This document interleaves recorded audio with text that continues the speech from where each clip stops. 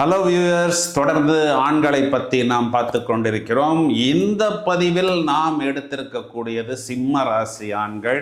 அந்த சிம்ம ராசி ஆண்கள்கிட்ட என்ன ஸ்பெஷல் பாயிண்ட், எதற்காக அவர்களை பலர் தேடுகிறார்கள், அவர்களுடைய லைஃப் ஸ்டைல் என்ன இருக்கும். அதாவது காலபுருஷ ராசிக்கு 5ஆம் இடம் அப்படிங்கிறது சிம்மம். இந்த சிம்மத்துக்கு சின்னமாக கொடுக்கப்பட்டுள்ளது சிங்கம். அப்போ இந்த சிங்கம்னாவே எல்லாருக்குமே தெரியுமே, அவர் ஒரு ராஜா, அரசர், காட்டுக்கு அரசர் தானே இந்த சிம்மம்.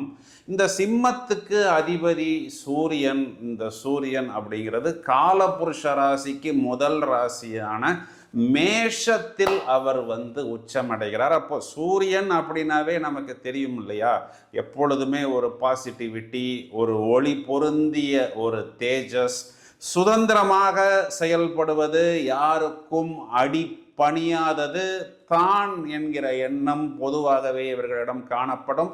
அரவணைப்பது அதிகம் வலுவானது, தனக்கு என்ன தோன்றதோ அதையே செய்வது, நண்பர்களுக்காக அதிகம் செய்வது, பிறகு நண்பர்களால் வஞ்சிக்கப்படுவதும் பொதுவாகவே இந்த சிம்ம ராசியில் காணலாம். இப்போ வரக்கூடிய நபர் சிம்ம ராசி அப்படிங்கிறத எளிமையாக எப்படி கண்டுபிடிக்கிறது அப்படின்னு பார்த்தோம்னா, பெரும்பாலும் அவர்களுடைய பெயர்கள்லாம் இந்த மனோகர், எம்ங்கிற எழுத்துல வரும், மதிவாணன், இந்த மாதிரி பெயர்கள் வரும்.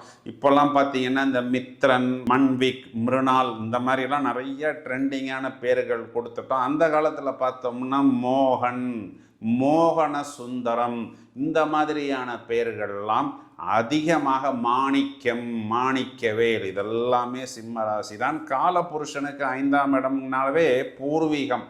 அப்போ அந்த பூர்வீகம் சம்பந்தப்பட்ட பெருமைகளை அதிகம் பேசக்கூடிய நபர்கள், எங்கள் அப்பா யார் தெரியுமா, எங்கள் தாத்தா யார் தெரியுமா, ஊரில் அவங்க என்ன பண்ணினாங்க தெரியுமா, அந்த ஊரோடைய நேட்டிவிட்டி என்ன இருந்தாலும் எங்கள் ஊரில் கிடைக்கக்கூடிய அந்த இட்லியும் அந்த சட்னியும் இல்லை அந்த தோசையும் இல்லை அந்த ஊரில் கிடைக்கக்கூடிய ஏதாவது ஒரு இனிப்பாக இருக்கலாம், அந்த ஊரோடைய பெருமை, குலத்தோடைய பெருமை, அந்த மண் வாசனை மாறாமல் அதனையே அதிகம் பேசி கொண்டிருக்கக்கூடிய நபர்கள்லாம் இந்த சிம்மராசியில் பார்க்கலாம். இது காலபுருஷனுக்கு 5.